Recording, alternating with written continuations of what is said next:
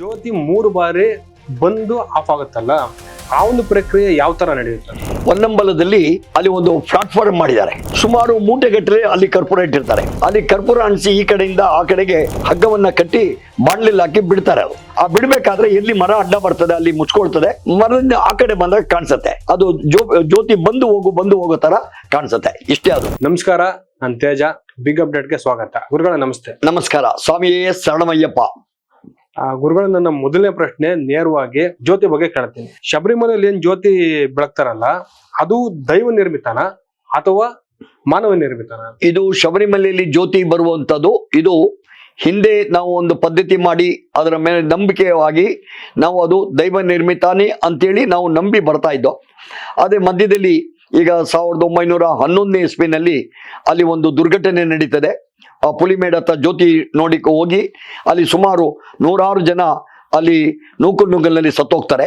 ಆಗ ಈ ಪ್ರಶ್ನೆ ಉದ್ಭವ ಆಗುತ್ತೆ, ಏನಿದು ದೈವ ನಿರ್ಮಿತನ ಮಾನವ ನಿರ್ಮಿತ ಅಂತೇಳಿ.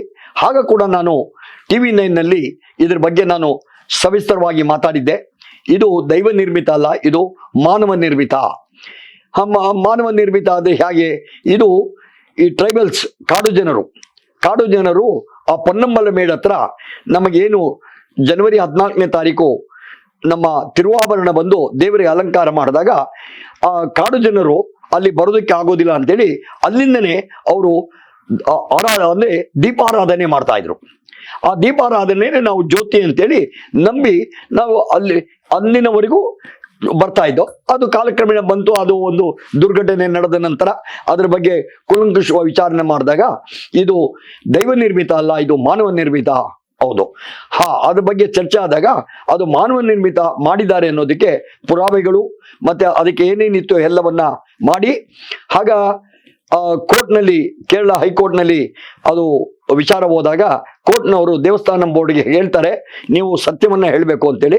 ಆಗ ದೇವಸ್ಥಾನ ಬೋರ್ಡ್ ಸತ್ಯವನ್ನ ಹೇಳ್ತಾರೆ, ಇಲ್ಲ ಪೊನ್ನಂಬಲದಲ್ಲಿ ನಾವು ಈ ಜ್ಯೋತಿಗೆ ಅಂತಾನೆ ಅಲ್ಲಿ ವ್ಯವಸ್ಥೆ ಮಾಡಿ ಅಲ್ಲಿ ಈ ತಂತ್ರಿಗಳು ಮತ್ತೆ ಫಾರೆಸ್ಟ್ನವರು ಮತ್ತೆ ಎಲೆಕ್ಟ್ರಿಸಿಟಿ ಬೋರ್ಡ್ ಇವರೆಲ್ಲ ಹೋಗಿ ಅದಕ್ಕೆಲ್ಲ ಒಂದು ವ್ಯವಸ್ಥೆ ಮಾಡಿಕೊಂಡು ಕರೆಕ್ಟ್ ಜನವರಿ 14ನೇ ತಾರೀಕು ದಿವಸ 6:20ಕ್ಕೆ ಅಲ್ಲಿ ಕರ್ಪೂರವನ್ನ ಅಂಟಿಸಿ ಅದು ಜ್ಯೋತಿ ರೂಪವಾಗಿ ಆ ತಿರುವಾಭರಣವನ್ನ ತಂದು ದೇವರಿಗೆ ಅಲಂಕಾರ ಮಾಡಿದಾಗ ಅಲ್ಲಿ 6:20ಕ್ಕೆ ಜ್ಯೋತಿ ಬೆಳಿಗ್ಗೆ ಆರಾಧನೆ ಮಾಡ್ತಾರೆ.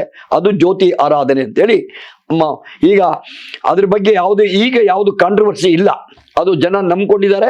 ನಮ್ಮದೇನು ನಂಬಿಕೆ ಇದೆ, ನಾವು ಏನು ಅವರು ದೀಪಾರಾಧನೆ ಮಾಡಿ ಜ್ಯೋತಿ ತೋರಿಸ್ತಾ ಇದ್ದಾರೆ ಅದನ್ನೇ ನಾವು ಸಾಕ್ಷಾತ್ ದೇವರು ಅಂತೇಳಿ ನಾವು ನಂಬಿ ಎಲ್ಲ ಭಕ್ತರು ಹೋಗ್ತಾ ಇದ್ದಾರೆ. ನನ್ನ ಇನ್ನೊಂದು ಪ್ರಶ್ನೆ, ಜ್ಯೋತಿ 3 ಬಾರಿ ಬಂದು ಆಫ್ ಆಗುತ್ತಲ್ಲ, ಆ ಒಂದು ಪ್ರಕ್ರಿಯೆ ಯಾವ ತರ ನಡೆಯುತ್ತೆ? ಇಲ್ಲ, ಅದು ಏನಂದ್ರೆ ಪೊನ್ನಂಬಲದಲ್ಲಿ ಅಲ್ಲಿ ಒಂದು ಪ್ಲಾಟ್ಫಾರ್ಮ್ ಮಾಡಿದ್ದಾರೆ. ಪ್ಲಾಟ್ಫಾರ್ಮ್ ಮಾಡಿ ಸುಮಾರು ಮೂಟೆಗಟ್ಟಲೆ ಅಲ್ಲಿ ಕರ್ಪೂರ ಇಟ್ಟಿರ್ತಾರೆ.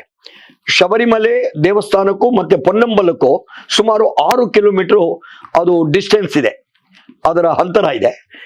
ಅಲ್ಲಿ ಮಧ್ಯದಲ್ಲಿ ಬರ್ಬೇಕಾದ್ರೆ ಮರಗಳು ಬರ್ತದೆ. ಅಲ್ಲಿ ಕರ್ಪೂರ ಅಣಿಸಿ ಈ ಕಡೆಯಿಂದ ಆ ಕಡೆಗೆ ಅವರು ರೋಪ್ ಅಂದ್ರೆ ದಾರ ಹಗ್ಗವನ್ನ ಕಟ್ಟಿ ಬಾಣ್ಲಿಲ್ ಹಾಕಿ ಬಿಡ್ತಾರೆ. ಅದು ಆ ಬಿಡ್ಬೇಕಾದ್ರೆ ಎಲ್ಲಿ ಮರ ಅಡ್ಡ ಬರ್ತದೆ ಅಲ್ಲಿ ಮುಚ್ಕೊಳ್ತದೆ. ಮರದಿಂದ ಆ ಕಡೆ ಬಂದಾಗ ಕಾಣಿಸುತ್ತೆ.